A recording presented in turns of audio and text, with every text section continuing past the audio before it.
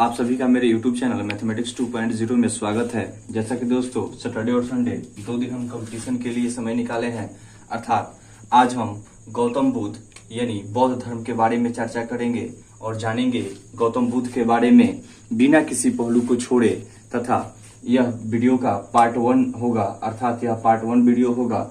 और हमारा कोशिश है दोस्तों कि बौद्ध धर्म को हम 4 पार्ट में खत्म करें, अर्थात कहने का मतलब यह है, 4 पार्ट बनाने का मतलब यह है कि हम बुद्ध से जुड़े एक भी पहलू को छोड़ेंगे नहीं, अर्थात हम बारीकी से उसका अध्ययन करेंगे। तो आइए चलिए अब हम विश्लेषण करते हैं बौद्ध धर्म के बारे में। जैसा कि दोस्तों मैं आप लोग को बता दूं कि बौद्ध धर्म के जो संस्थापक जो थे और जो प्रवर्तक थे, अर्थात जो इसके प्रचार प्रसार करने का जिन्होंने जिम्मा लिया था, वह गौतम बुद्ध ही थे। तथा गौतम बुद्ध का जो जन्म हुआ था वह 563 ईस्वी पूर्व में हुआ था, और जहाँ पे हुआ था वह कपिलवस्तु के लुम्बिनी नामक स्थान में हुआ था। दोस्तों कपिलवस्तु के लुम्बिनी नामक स्थान में आपको याद रखना है, गौतम बुद्ध का जन्म हुआ था 563 ईस्वी पूर्व में। साथ ही साथ मृत्यु की अगर बात करें तो इनकी मृत्यु 483 ईस्वी पूर्व में कुशीनगर देवरिया अर्थात यूपी में हुआ था। कुशीनगर में देवरिया में हुआ था, और देवरिया जो है यह यूपी यानी उत्तर प्रदेश में है। साथ ही साथ दोस्तों बचपन के बात करें तो गौतम बुद्ध के बचपन का जो नाम था वह सिद्धार्थ था, अर्थात इनके जो बचपन का जो नाम हुआ वह सिद्धार्थ हुआ। साथ ही साथ दोस्तों मैं बता दूं तो गौतम बुद्ध को एशिया का ज्योतिपुंज अर्थात लाइट ऑफ एशिया कहा जाता है। साथ ही साथ अगर इनके पिता की बात करें तो गौतम बुद्ध के पिता का नाम सुधोधन था, जो कपिलवस्तु के शाक्य गण के प्रधान अर्थात वहां के मुखिया थे। तो आपको ध्यान में रखना होगा कि जो गौतम बुद्ध के जो पिता का जो नाम था वह सुधोधन था, तथा वह कपिलवस्तु के ही शाक्य गण के प्रधान थे, अर्थात वहां के मुखिया थे। साथ ही साथ दोस्तों माता की बात की जाए तो इनकी माता जो थी महामाया थी, जिनका जन्म से 7वें दिन ही मृत्यु हो गई। अर्थात जो गौतम बुद्ध की जो माता थी, जो अपनी माता थी, जिनके कोख से वह जन्म लिए थे, तो गौतम बुद्ध के जन्म के 7वें दिन बाद ही उनकी माता यानी महामाया की मृत्यु हो गई, तथा उनका लालन पालन उनकी सौतेली माता अर्थात उनकी मौसी प्रजापति गौतमी ने किया था। तो आपको इस पे विशेष ध्यान देना पड़ेगा कि दोस्तों उनकी जो अपनी जो माता थी वह जन्म के 7वें दिन ही मर गई थी, उनकी मृत्यु हो गई थी, तथा उनकी जो सौतेली माता थी अर्थात जो उनकी मौसी थी प्रजापति गौतमी, उन्होंने गौतम बुद्ध का पालन पोषण किया था। साथ ही साथ दोस्तों अगर पत्नी की बात करें तो गौतम बुद्ध की पत्नी का नाम यशोधरा था, तथा गौतम बुद्ध की जो शादी हुई थी वह 16 वर्ष की आयु में हो गई थी, तथा इस शादी को पाणिग्रहण का नाम दिया गया। अर्थात पाणिग्रहण का मतलब विवाह होता है। तो आपको समझ लेना चाहिए कि जहाँ पाणिग्रहण अगर लिखा रहेगा कि पाणिग्रहण किसे कहा गया गौतम बुद्ध के धर्म ग्रंथ में, तो आपको बताना होगा, और आपको वहां पे आप बताइएगा आराम से कि जो शादी जो हुआ गौतम बुद्ध का जो शादी हुआ और जो शादी 16 वर्ष की आयु में जो हुई थी उसे पाणिग्रहण कहा गया। साथ ही साथ दोस्तों पुत्र की अगर बात की जाए तो गौतम बुद्ध के पुत्र का नाम राहुल था। तो ये जो बेसिक जो जानकारी थी गौतम बुद्ध के बारे में यहाँ से हमने सीखा। आगे की बात करें तो दोस्तों गौतम बुद्ध का एक सारथी था जिसका नाम चन्ना था। गौतम बुद्ध के सारथी का नाम क्या हुआ? चन्ना।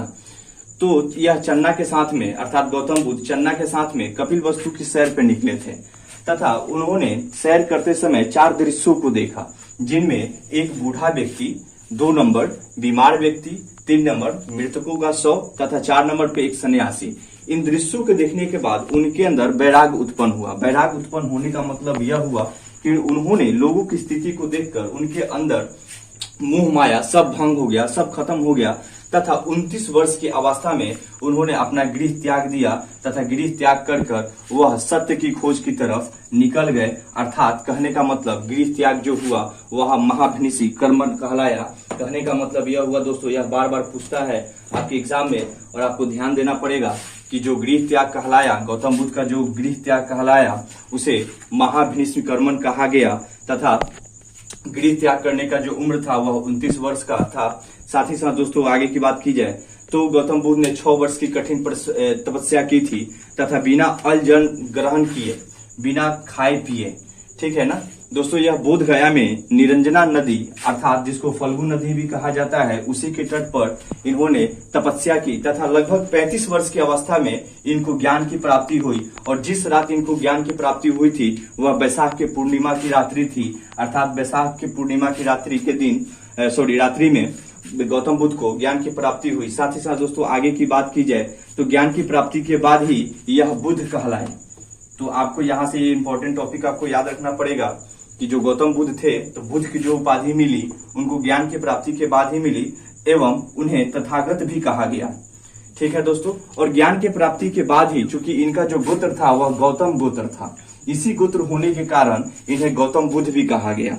और दोस्तों जब ज्ञान प्राप्त करके यह आए तो इन्होंने अपना पहला उपदेश वाराणसी के निकट सारनाथ के ऋषिपत्तनम नामक स्थान पे, आपको यहाँ से ध्यान रखना पड़ेगा कि इन्होंने जो अपना पहला उपदेश दिया था वह वाराणसी के निकट यानी बनारस के निकट जो सारनाथ जो है वहीं के ऋषिपत्तनम नामक स्थान पर इन्होंने अपना पहला उपदेश दिया था तथा इस उपदेश को, इनके उपदेश को धर्मचक्र प्रवर्तन कहा गया।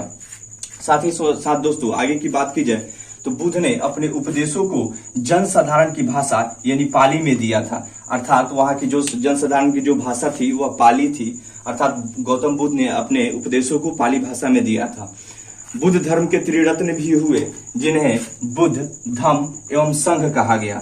साथ ही साथ दोस्तों आगे की बात की जाए तो मैं आपको बता दूं कि बौद्ध धर्म में कुछ शब्दों के लिए अलग से उनका व्याख्या किया गया, जैसे कि गृह त्याग महाभिनिष्मीकर्मण कहलाया, उसी प्रकार ज्ञान की प्राप्ति संबोधि कहलाई। साथ ही साथ प्रथम उपदेश को धर्मचक्र प्रवर्तन कहा गया और साथ ही साथ मृत्यु को महापरिनिर्वाण कहा गया। तो आपको यहाँ से ये टॉपिक याद रखना पड़ेगा।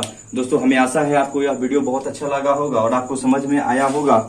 अगर आपको किसी भी प्रकार का कोई डाउट है तो आप हमारे नंबर पे अपना डाउट लिखकर, अपनी समस्या लिखकर आप हमें भेज सकते हैं। उसके बारे में नेक्स्ट वीडियो में विश्लेषण कर दिया जाएगा।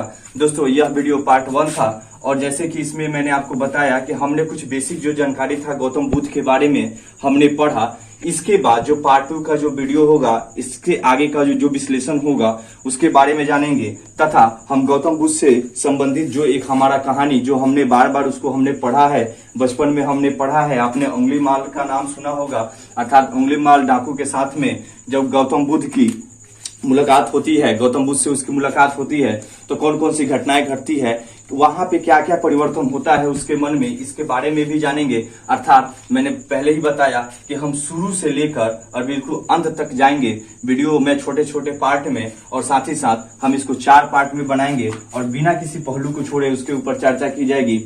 हमें आशा है कि आपको आज का वीडियो बहुत अच्छा लगा होगा। आपको कैसा लगा होगा आप कमेंट बॉक्स में बताइए। साथ ही साथ दोस्तों मैं आपको बता दूं कि आप ज्यादा से ज्यादा लोगों के बीच में शेयर कीजिए। अगर यदि आपने हमारे चैनल को सब्सक्राइब नहीं किया है तो इसे सब्सक्राइब भी कर ले, साथ ही साथ बेल आइकन को भी दबा दें। और दोस्तों वीडियो कैसा लगा आप लाइक और कमेंट जरूर करें। ठीक है दोस्तों, बहुत बहुत धन्यवाद।